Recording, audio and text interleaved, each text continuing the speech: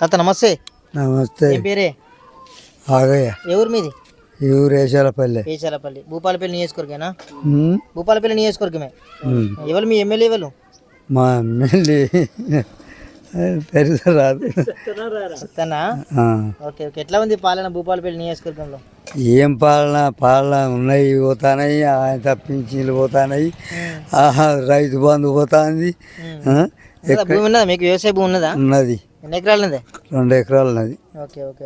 రైతు భరోసా పడ్డదా? రైతు బంధు పల్లె వాడు ఎప్పుడెత్తాడు, వాడు మాటతో అంటాడు కానీ ఇక మూట లేదు. జనవరి 26 తర్వాత ఎత్తనంటండి కదా, సంక్రాంతి తర్వాత పడతాయి. అది మాటలు అన్ని మాట్లాడినాయను.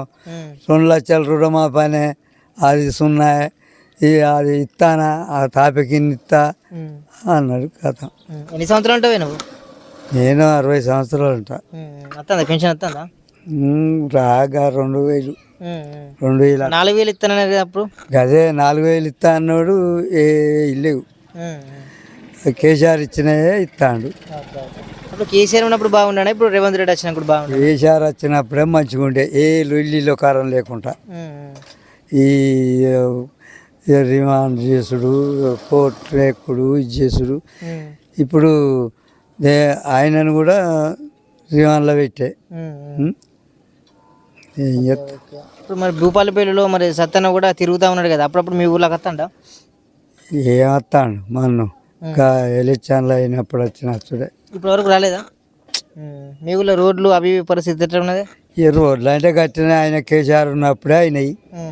ఏ రోడ్లు లేవు, ఏది లేదు, ఏది లేదు. రేవంత్ రెడ్డికి కేసీఆర్కు తేడా ఏమైనా ఉన్నదంటే మీరు ఏం చెప్తావే? ఏమన్నా చాలా తేడా ఉన్నది. అన్నయ్యన్ని తప్పించుకున్నాడు, ఇంకా తేడే ఉన్నది. ఆయన అన్నయ్య అయితే బరాబర్ ఇచ్చిండు పాపం. అంటే కేసీఆర్ లోడ్ కనబడుతుందా? కేసీఆర్ లేని లోడ్ కనబడుతుంది మీ అందరికి, ముసలోళ్ళకి కానీ ఇతరులకు? బరాబరిగా అనిపిస్తుంది. లోకారం లేకుండా ఇచ్చిండు, అన్నీ చేసిండు. Okay okay. మళ్ళీ కేసీఆర్ వస్తారు ఆయన అధికారంలోకి 4 సంవత్సరాల తర్వాత? ఇక తెలియదు ఇది ఎట్లా అవుతుందో, ఈ 4 సంవత్సరాల కథ. Okay okay. ఇప్పుడే వాళ్ళ కోట్ల పెట్టే అది పోతాను, మాట్లాడతాను, అన్నీ వస్తాను. Okay okay.